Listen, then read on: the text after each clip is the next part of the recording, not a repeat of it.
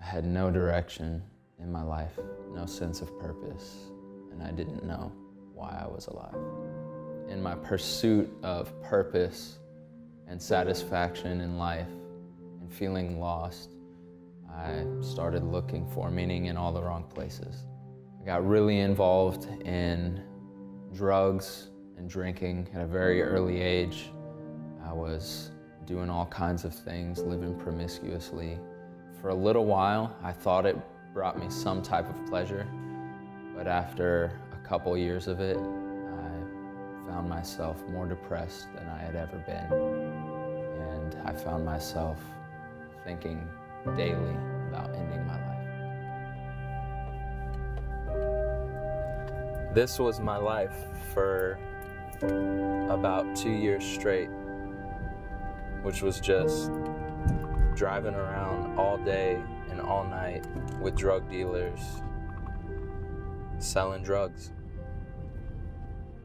There was one night that I left a party and I was crazy depressed. And one day in my life, I remember speeding down the highway at 70 plus miles an hour, swerving the car back and forth, wanting to end my life. At that point in time, I knew I had to get out of the lifestyle I was living, but I was addicted. One night, I was at Walmart. A guy named Corey was there working on his car.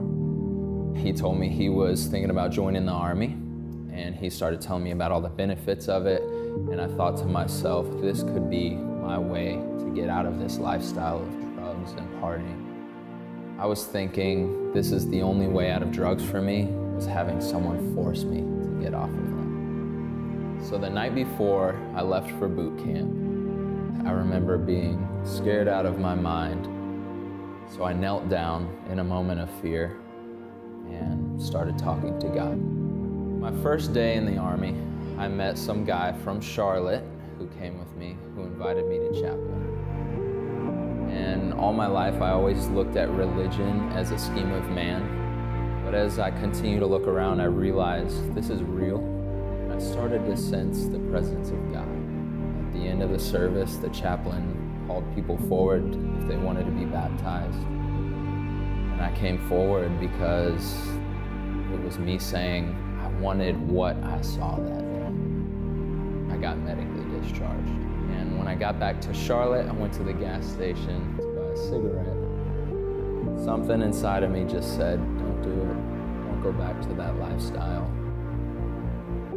About that same time, I got really sick. My white cell count was that of a cancer patient. So when the doctors told me that, I spent a good 2 weeks wrestling with my eternity. And I remember that a friend of mine had encouraged me to watch a certain evangelist on TV.